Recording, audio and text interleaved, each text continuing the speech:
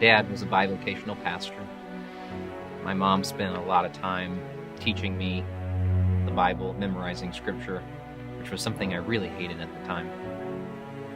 I had a good life. I had good parents. They loved me. They cared for me. Taught me right from wrong. And I was a pretty good kid. I didn't get into a lot of trouble. Not serious trouble anyway. One day when I was in junior high, I was walking home from school with a friend of mine, and he handed me a magazine. It was a magazine that I wasn't supposed to have, that I shouldn't have, and I knew I shouldn't have it, but I couldn't stop looking at it. Just like that, I was hooked. Fast forward a little ways, and the internet makes its way to my house. I'm no longer reliant on magazines. I can go anywhere and see anything with just the push of a button. My addiction deepened.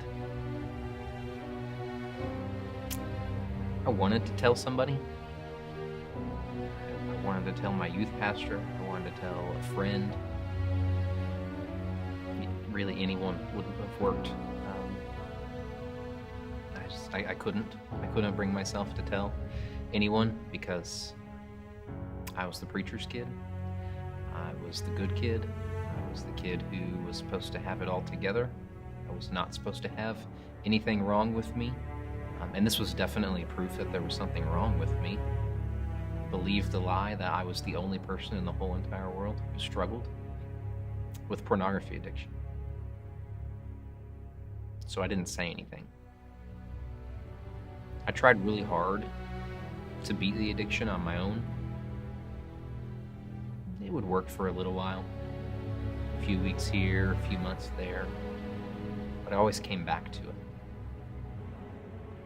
I thought maybe it was something I'd grow out of. I thought maybe it would go away when I got married. So fast forward to 2004, and I'm standing at the front of a church watching my bride, the most beautiful one I've ever seen, walk down the aisle wanting to marry me. I was really excited that day, not just because it was my wedding day, but because I was finally going to be free from my addiction.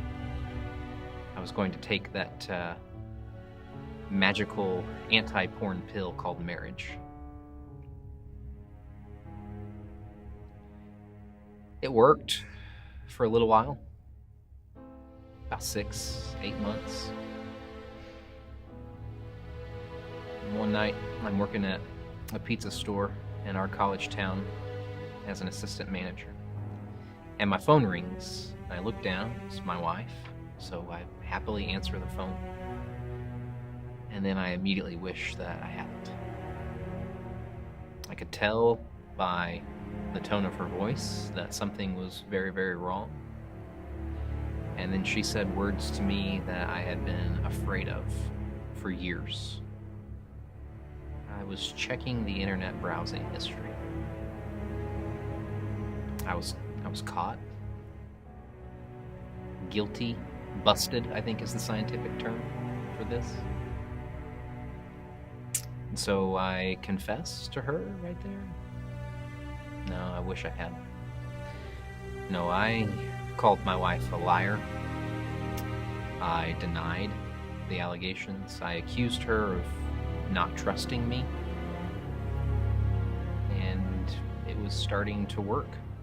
I was rude, and I was hateful, mean. I was indignant. She was starting to believe me. I should have felt great, but no longer in the crosshairs. Somehow getting out of this. But I didn't feel great. I felt terrible. Really, really terrible. Because I had just lied to the one person I had previously never lied to. And I was just rude, mean, and hateful to a person I never could have imagined myself being rude, mean, or hateful to.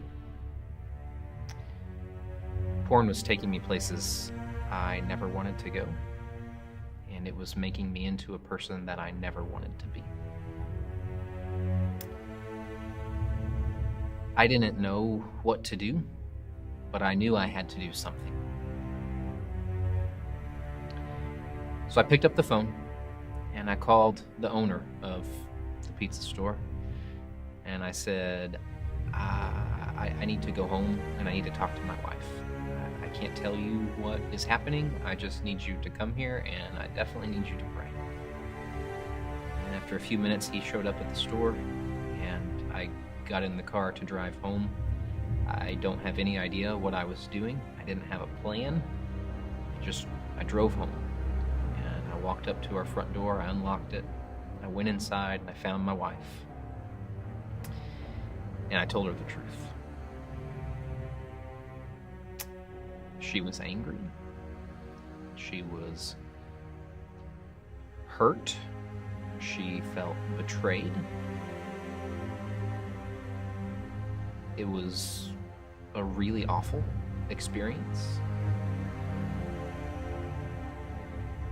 And yet, for the first time, I didn't feel heavy. I was no longer carrying around this secret. It was not an easy road. Forgiveness took time. Healing for our relationship took time. Healing for me personally took time. God did not grant me overnight healing. He didn't magically take away my addiction.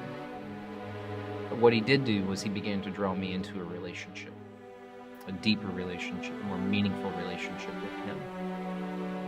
And the deeper I went in that relationship, the more meaningful it became, the less I desired pornography.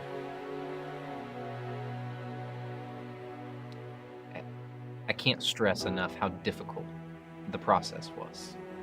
I got married in 2004, and I was discovered in 2005, and I didn't find freedom, real, true freedom, until sometime in 2006. It was a long process.